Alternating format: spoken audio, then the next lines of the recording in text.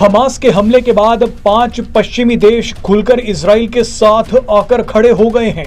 America, Britain, France, Italy और Germany ने Israel का समर्थन करते हुए कहा है कि इजराइल को अपनी रक्षा करने का पूरा अधिकार है।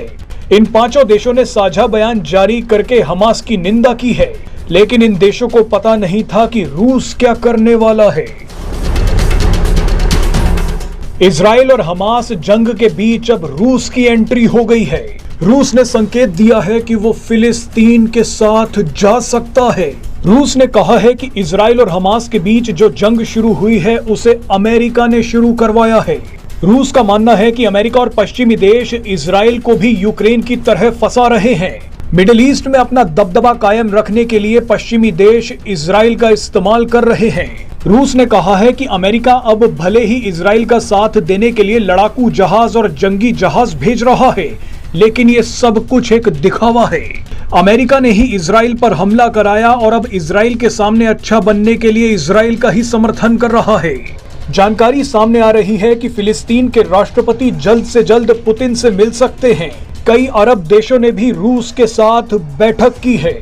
रूस के इस बयान से अब अमेरिका भी बैकफुट पर आ गया है।